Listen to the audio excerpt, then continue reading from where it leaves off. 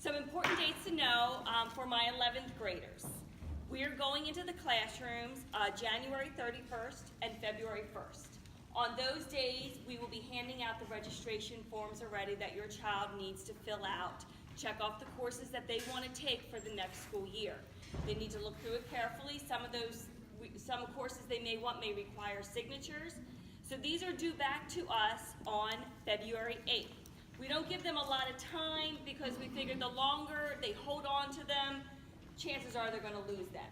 So January 31st and February 1st, counselors will be in your child's English 11 class or AP Lang class, and the forms that we submit to them that day will be due back the 8th. And we'll also give your students obviously a presentation. We'll go over courses and how to fill out the form.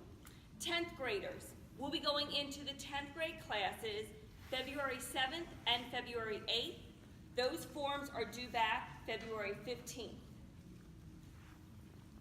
So again, your child, if they have English on the 7th or the 8th, which, well, I know they have it every day, depends which day the counselor hits it, one of those 2 days, they should be coming home with a form, registration form for you guys to review with them. Now my 9th graders, we only have one counselor at the annex right now, and so they're starting the first week of February, and it should be approximately a week. So it's not just 2 days because they're one counselor hitting all those English classes. So it should be approximately the first week of February that your child will hear from the counselor, get a presentation, and come home with that form. And the 9th graders' forms are due back on the 15th as well. Now when I say due back, we're asking that they turn it into their English teachers, and their English teachers will then submit to the school counseling office. If your child forgets to submit on that day, we still want it. So please still encourage them to bring it back. I'd rather it late than not at all. So we definitely want the forms returned to us. We prefer on the deadline, but we will take it late. If your child does not turn a form in, and this is what I tell our students, then you get a counselor special because we do not know what to pick. We look at what they were in, but you kind of get what we feel like you might like as courses for the following year. So we don't want to do that. That's more work for us, and we don't want to make the child grumpy with courses they don't want. So please encourage your child to get that form in. If they fail to bring it home and say, I don't know, I lost it, we will have extra forms on our website. They are not downloaded yet as we are still working on course numbers on the form, but they will be before we go into the classrooms. So all these important information will be on the guidance news website under registration link. There will also be course descriptions. So a lot of times you look at these forms and you're like, I don't know what this course is about. That's why we include the course description. So you can go on the website and you can look at course descriptions and be like, oh, that sounds like something that your child may be interested in. You can encourage them to register for. Another date is the advanced placement applications. So if your child is thinking about taking an AP course, and anybody in here's child is eligible to take an AP course next year because we have them for our rising 9th, 10th, and 11th graders. We have AP applications. They are also on our website, not yet because we're tweaking them, but they will be right before we go in the classrooms. We are planning on having them available in the guidance office, and we will be taking them to classes with us as well in case students are interested in them, that we can pass out the applications then. These applications are due to the AP teacher on February 22nd. So if your child is interested in taking an advanced placement class, which is a college level course, and we have many of them that we offer here at Bowie High School, we encourage your child to fill out an AP application and turn it into the teacher on the 22nd. Again, course descriptions for AP courses are also on our website, as well as the teacher who they need to submit it to. So the current, I'm sorry, February 22nd is the due date for AP applications. Okay, next thing I wanted to talk about is the AccuPlacer test.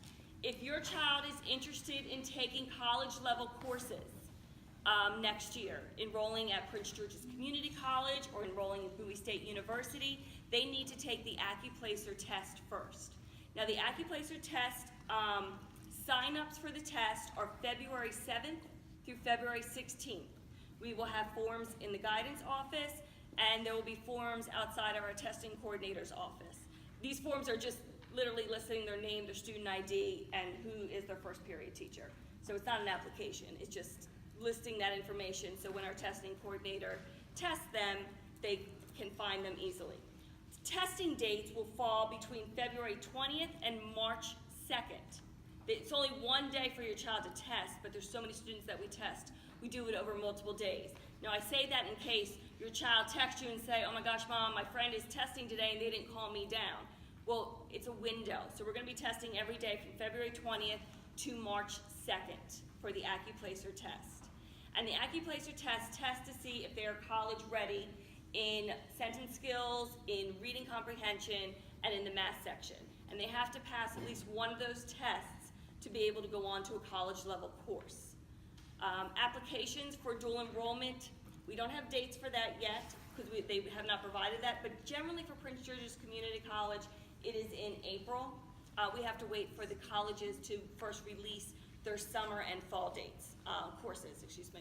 So it's approximately April that those dates will meet with your child and register. They could take either summer classes, fall classes, or both.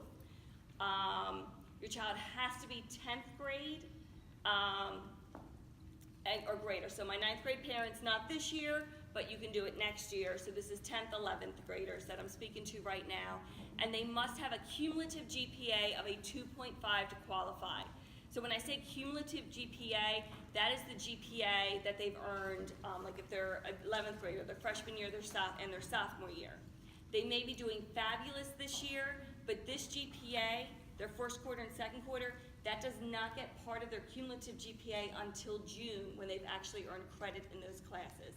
And I know that confuses a lot of my students, so that's why I'm explaining that. So if your child unfortunately didn't have a 2.5 ending last year, but did fabulous first quarter, it will not change the cumulative GPA until the end of the school year. So again, to be qualified for testing, they need that 2.5 GPA. Any questions about the test or dual enrollment?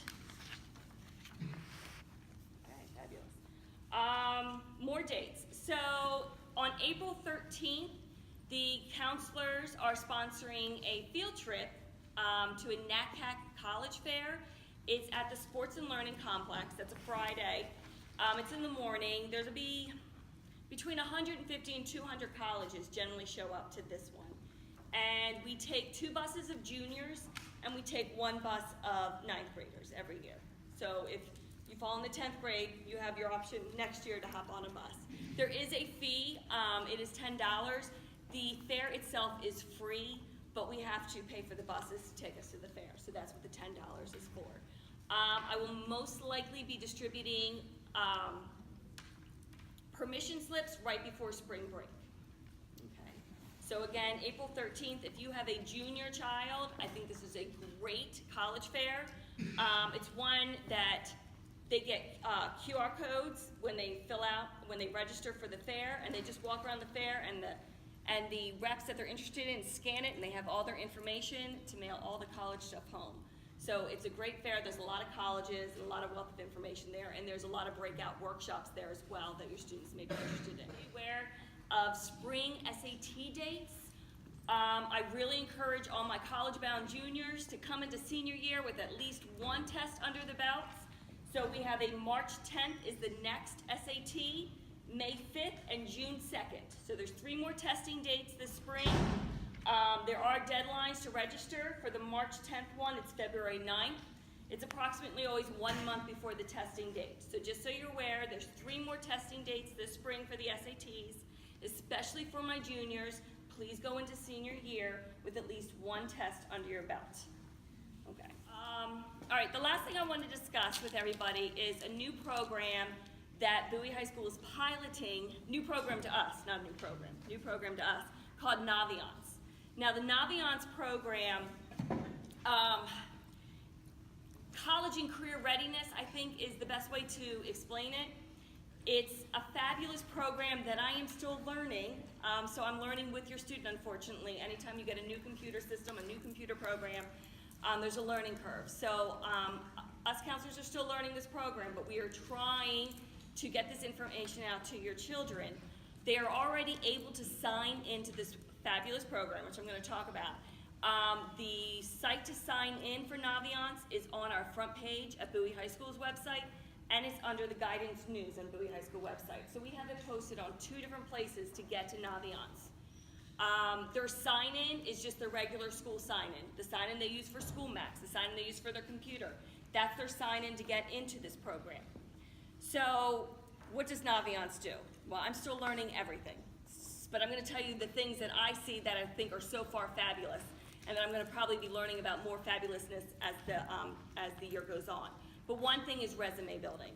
This is for every grade level, 9, 10, 11, and 12.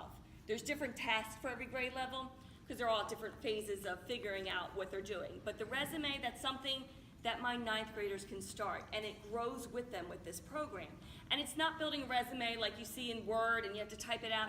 They ask you the questions. Say you want to put in service learning projects. Then they say, what did you do? Type it in. How many hours did you do it for? Type it in. And they literally build the resume for you. So if you keep up with this throughout the year, come senior year, when you need to send your resume to colleges or for job applications, you can print it from Naviance, and Naviance will have this resume already built for you. So it's a fabulous feature. Another feature that I think this is going to be my favorite, I'm not even trained on this part yet, so I apologize for any seniors in here because this one you guys do not get to utilize, but my rising seniors and everybody coming up beneath them, next year when you're applying to colleges, we can submit your transcripts through Naviance for probably 90-some% of the schools. Like, this is huge. If anybody, I mean, all my seniors know, and people who've had seniors before, requesting the paper transcript, getting it, having to mail it out, even though colleges say, oh, we use Naviance, and we're like, sorry, we don't use Naviance. So that is going to be an amazing feature next year as a senior to sign in and just submit that you need these transcripts, and me as the counselor can sign in and I can send these transcripts to the majority of the universities you're applying for. So